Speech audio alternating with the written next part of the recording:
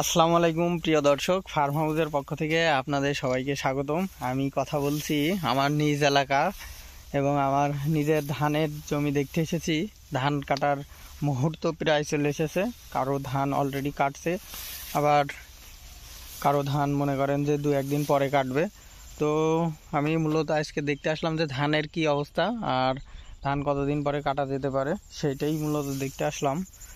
আমাদের এই অঞ্চলটা কিন্তু মানে ধান চাষের জন্য বিখ্যাত। মানে 90% মানুষ কিন্তু ধান চাষ করে। দেখুন এই মাঠে কিন্তু কোনো চাষ নেই, আর সকল জায়গায় কিন্তু ধান চাষ।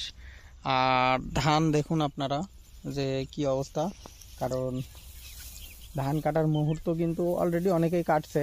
আমাদের এই ধানটার যে অবস্থা, আমাদের এই ধানটার নাম হচ্ছে 51 ধান। আর এই ধানটা যখন বাইল বেরোয় তখন কিন্তু এই ধানটাই এদিকে প্রচুর পরিমাণে বৃষ্টিপাত হয়েছিল, যার কারণে ধানগুলো একটু স্পট পড়ে গেছে, মানে কালার একটু ডিসকালার হয়েছে।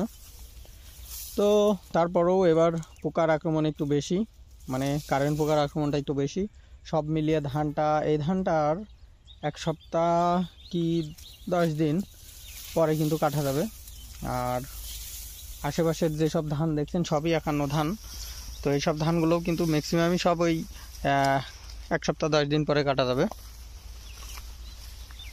তো মাঠে আসতে ভালো লাগে, কারণ আমার বাপ দাদা প্লাস গ্রামের ম্যাক্সিমাম মানুষের পেশাই কিন্তু কৃষি। তারা কোনো না কোনোভাবে কৃষির সাথে জড়িত।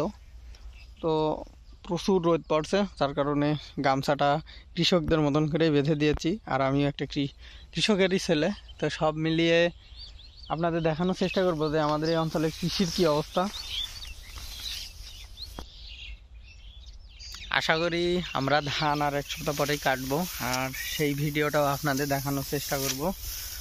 দেখুন আকাশটা কত স্বচ্ছ, কিছু মেঘ রয়েছে, সেই মেঘগুলো কিন্তু আমার পিছনে ধরা দিচ্ছে। সব ধানই বেঁকে গেছে, ওই সাইডে ধান কাটছে। তো দর্শক বন্ধুরা, এই ছিল আজকের ভিডিও। দেখা হবে পরবর্তী ভিডিওতে। ততক্ষণে ভালো থাকবেন, সুস্থ থাকবেন। আল্লাহ হাফেজ।